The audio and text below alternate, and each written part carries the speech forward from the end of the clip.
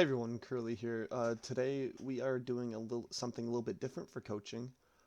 We are doing a condensed coaching video, so I'm basically cutting out a good chunk of the coaching, trying to make it as condensed as possible, because I know not everyone can sit around and watch a 30 to an hour long coaching video, so I'm trying to condense it as much as possible, but only really hitting on the main talking points.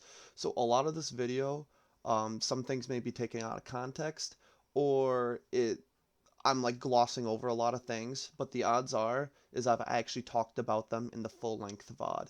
If you liked this condensed coaching style format of YouTube videos, please let me know. Leave a like and a comment on the video so I know whether or not to continue to do this type of coaching content. And if you like the other way around, where I upload the entire VOD and just cut out something here or something there, then also let me know that too.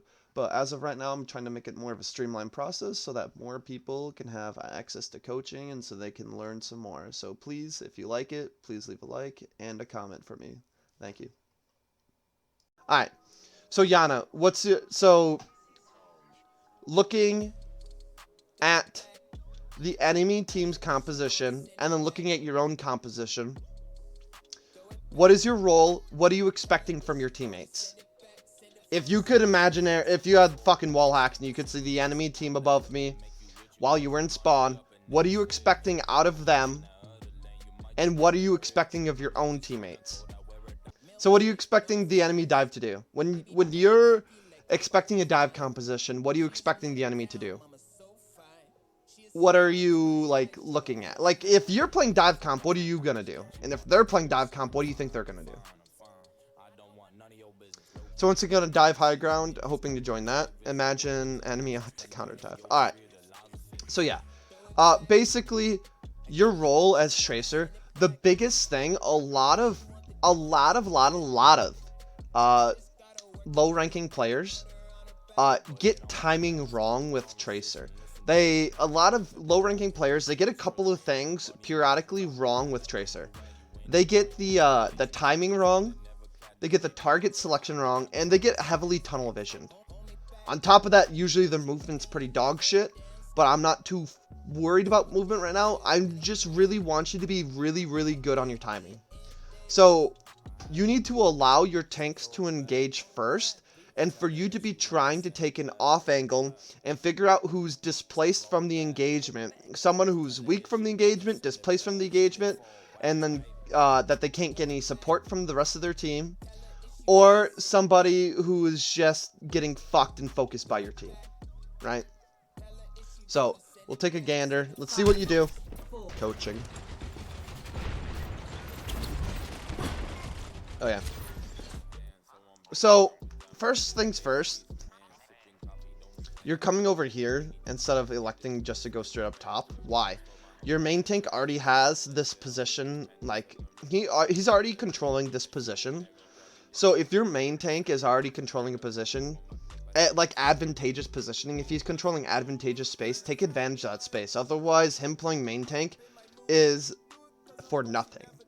So Overwatch is a game where you need to play off of your teammates. When your teammates are doing something, you need to take advantage of what they're doing and try to accomplish something else. Your main tank's taking space, you need to follow up with your main tank and take that space along with him. Okay? Because typically, yes, Tracer could be off angling and all that other shit, but with that off angle, it's such a long LOS between you and the enemy team that's going to make it really, really tough for you to actually engage here without the entire enemy team just being able to poke you out. Okay? What is condensed coaching? Basically,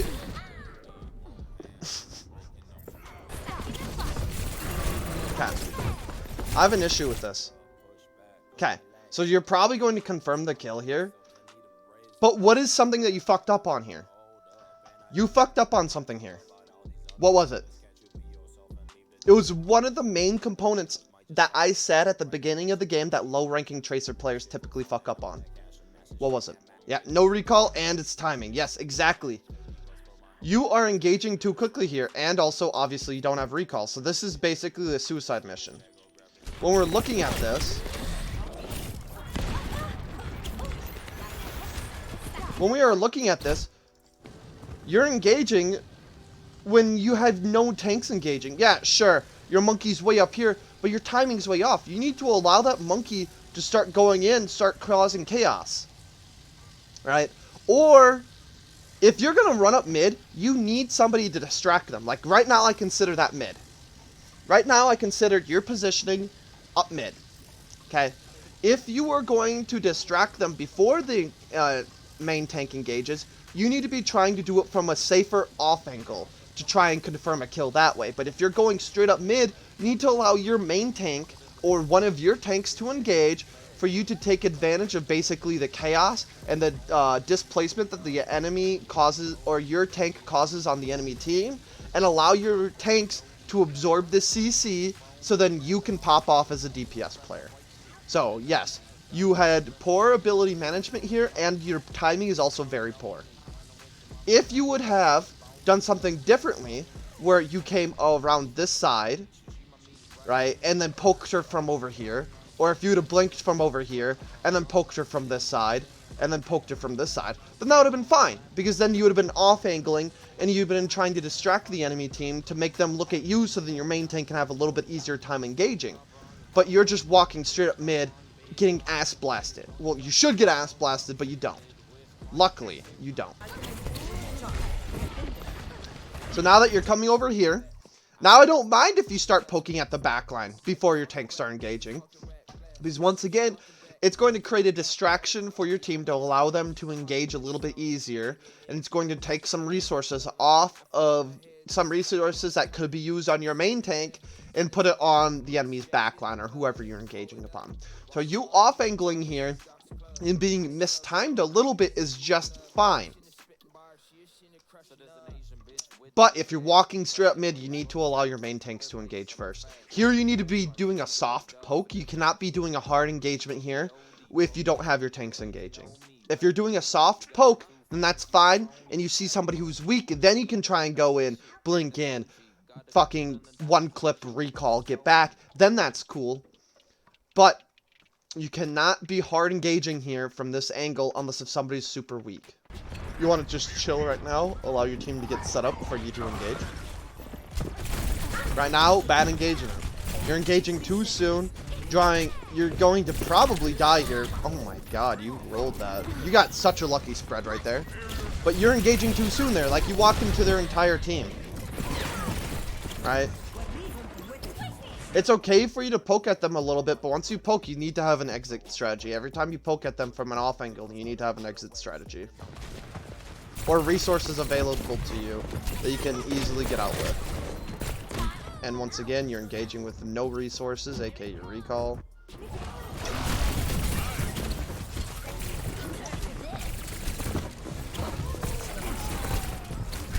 Really?